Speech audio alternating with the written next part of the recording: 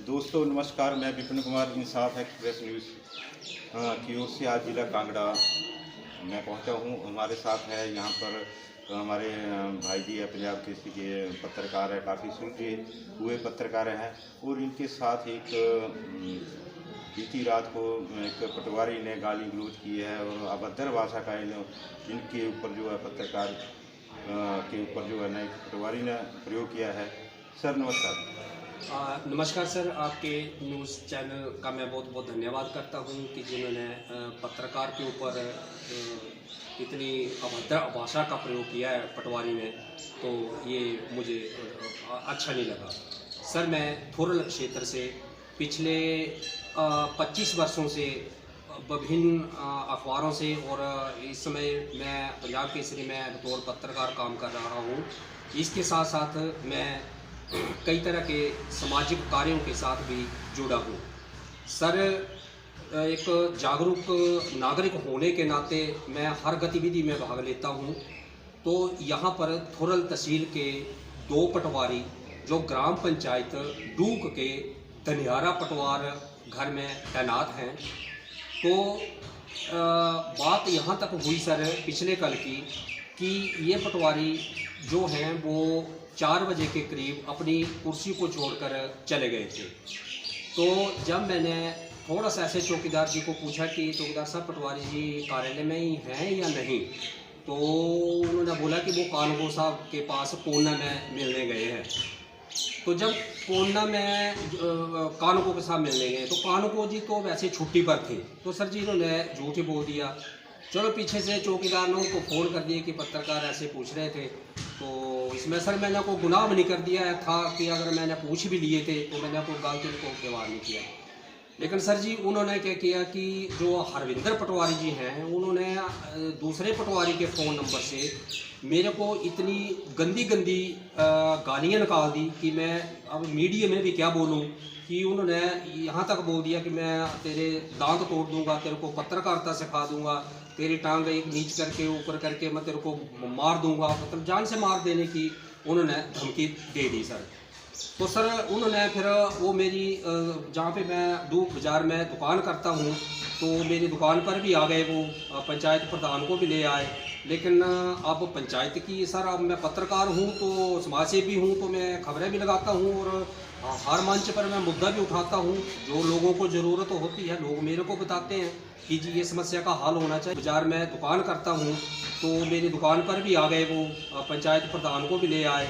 लेकिन अब पंचायत की सर अब मैं पत्रकार हूँ तो समाजसेवी हूँ, तो मैं खबरें भी लगाता हूँ और हर मंच पर मैं मुद्दा भी उठाता हूँ। जो लोगों को ज़रूरत होती है लोग मेरे को बताते हैं कि जी ये समस्या का हल होना चाहिए, तो मैं उस चीज़ को पब्लिक के सामने रखता हूँ सर। तो मतलब उन्होंने भी उन पटवारियों का साथ दिया कि जी ठीक है, गलत है।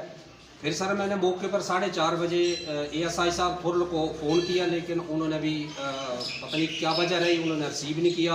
मैंने लैंडलाइन चौकी पे भी फ़ोन किया, क्या वजह रही, रिसीव नहीं हुआ।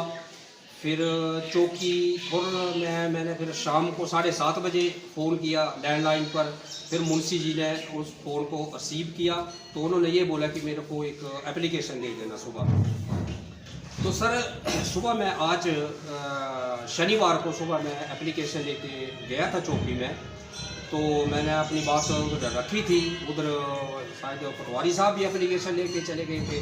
तो बस बात वो ही हो गई कि आपके पास कोई गवाह है या कुछ है, तो सर गवाह क्या, मेरे पास छोटा फ़ोन था, मैंने उसमें कोई रिकॉर्डिंग नहीं है। लेकिन जिस फ़ोन से आई है तो प्रशासन के पास तो सर हर चीज़ें होती हैं, हर माध्यम है प्रशासन का कि जिस फ़ोन नंबर से मेरे को फ़ोन आया उससे रिकॉर्डिंग ले लें। वो प्रशासन कितने बजे सर आपको फ़ोन आया? ये सर फ़ोन आया था 4:15 बजे, 4:15 बजे फ़ोन आया था पटवारी का, जिन्होंने मेरे साथ बदतमीजी की थी सर। इवन मतलब वो दाग सोठा करने के लिए तैयार हो गए थे सर।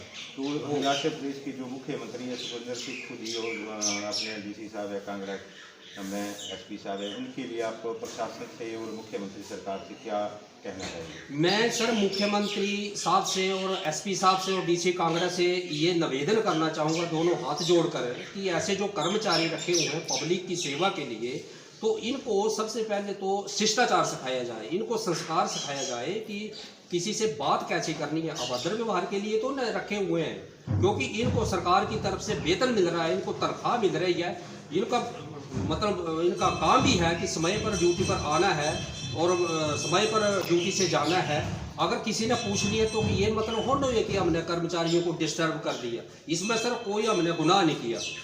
पत्रकार की बात अलग है, समाज सेवा की बात अलग है। मैं एक जागरूक नागरिक हूँ। पूछ सकते हैं हम कि कोई मुलाजिम अगर जो हमारे इलाके में काम कर रहा है तो हमारे लिए रखा हुआ है, सरकार ने इतना तनख्वाह दे रही है, तो उनको तो हम देखेंगे कि लोगों को काम होना चाहिए और वो भी टाइम पे। अगर काम नहीं भी है तो भी सीट पे सर टाइम अगर बॉन्ड किया हुआ सरकार ने, उसका कुछ महत्व रखा हुआ है तो ठीक है, 10 से 5 बजे तक वो अपनी सीटों में होना चाहिए। तो ऐसी चीज़ें तो मतलब अच्छी बात है, लेकिन सर जो अच्छी बात हो रही है समाज में उसको हर जो सरकारी तंत्र है उसको झूठा ठहरा रहा है। तो हम क्या करें सर, हम कहाँ जाएं? धन्यवाद। इंसाफ एक्सप्रेस में आपने जो बातचीत की, इंसाफ एक्सप्रेस का प्रयास रहेगा कि आपकी आवाज़ जो सरकार के मुख्यमंत्री और प्रशासन के द्वारा तक पहुँचाई जाएगी। बहुत बहुत धन्यवाद सर। मैं भी यही चाहता हूं कि बाकी पत्रकारों को भी स्वतंत्र लिखा जाए, लेकिन सर मेरे को भी 25 साल में ऐसा आज दिन तक शायद कोई ऐसा पत्रकार होगा कि जिसने किसी मुलाजिम के साथ या किसी विभाग के साथ अभद्र व्यवहार किया हो या गलत शब्द यूज किए हों, कोई ऐसा पत्रकार नहीं करता है। लेकिन सर इन पटवारी जो ये दनियारा के जो पटवारी हैं अरविंदर जी, इन्होंने जो व्यवहार किया वो अच्छा नहीं किया सर।